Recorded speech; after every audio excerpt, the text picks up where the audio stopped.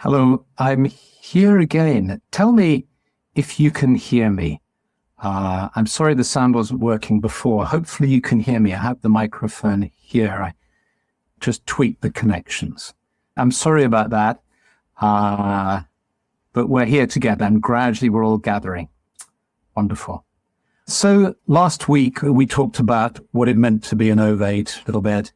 And the previous week we talked about what it meant to be a bard. And this week I wanted to talk a little bit about what it means to be a druid.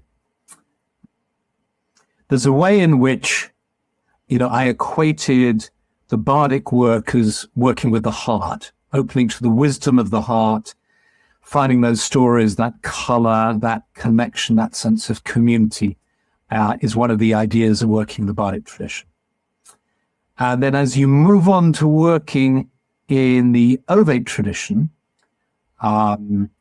we are working with the body. Although we're working with the other world and with shamanic journeying and traveling into other worlds, but we're also at the same time rooting ourselves deeply in the earth, connecting with plants, with animals, and with our own body, the mystery of our genetics, our ancestry, our heritage, what it means to be embodied in the world. So if the bardic grade relates to the heart, the ovate grade relates to the body, I'd like to suggest that the druid grade relates to the mind. So we have body, heart, and mind that we're working with through these three levels. And the reason that we get to the mind last in that sense, why it's third in line, is because we really need to open our hearts these days. Our educations are focused on feeding our minds and developing our minds with a consequent lack of emphasis on working and feeding the heart. So we start off with the heart and we move to our bodies and then we move to our mind. And so in the Druid work, we engage with the philosophy, with ideas, with ethics, and there's a way in which you might say that the juicy topics get covered. So that if we kicked off with topics like ethics right at the beginning, maybe people wouldn't take all the training. But by the time you get to the Druid grade, you realize that these things are important.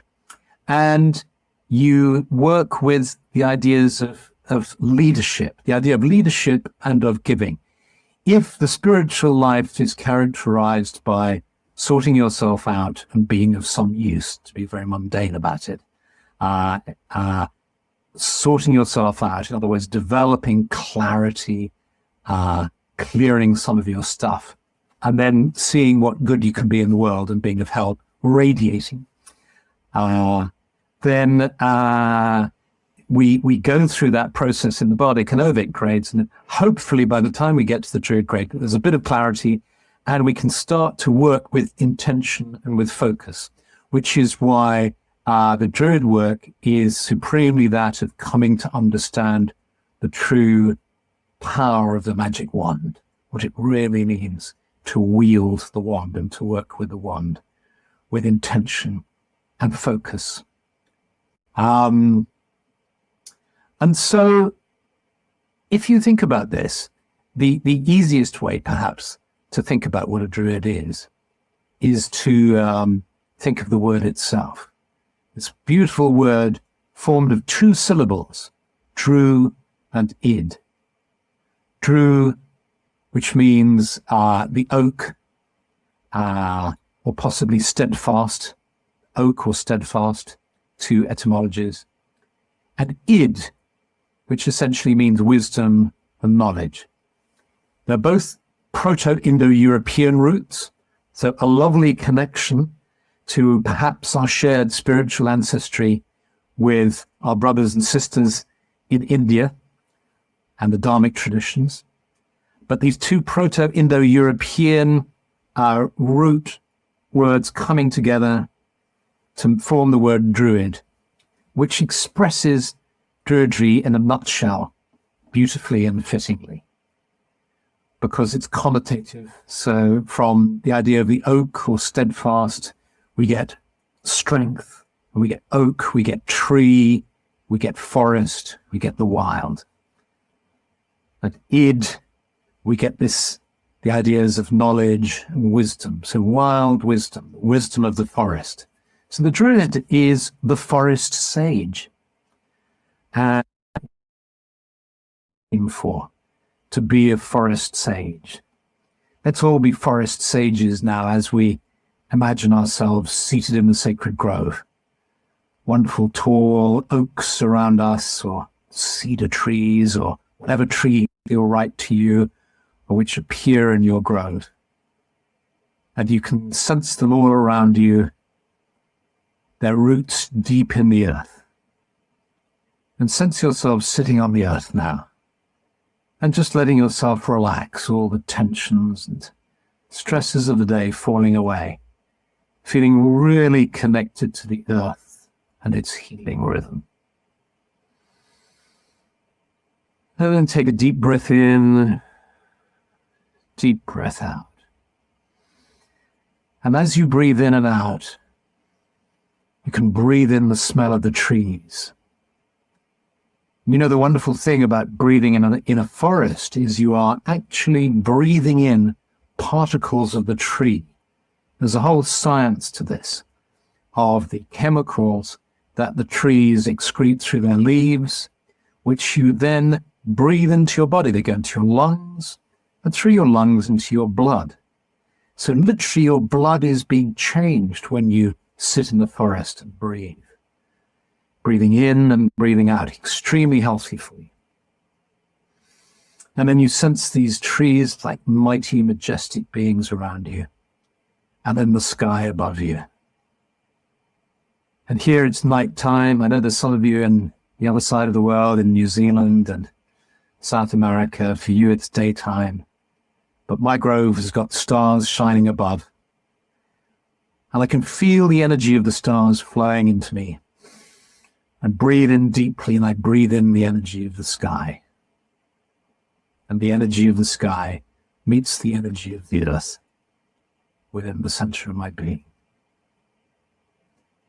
And I become aware that around me are fellow Druids who have gathered from all over the world, and we're all sitting here together now. And that's just lovely. So even though I've opened my eyes now and I'm looking at the screen, I still can sense myself in the grove. And one of the things that Druid does in this very word of forest sage, is it brings the idea of knowledge, id, from which we apparently get the terms witness, wisdom, but it means knowledge too. And so there is a strong tradition of scholarship and of understanding. So Druidry is also a scholarly tradition. There are every year books are published on Druidry.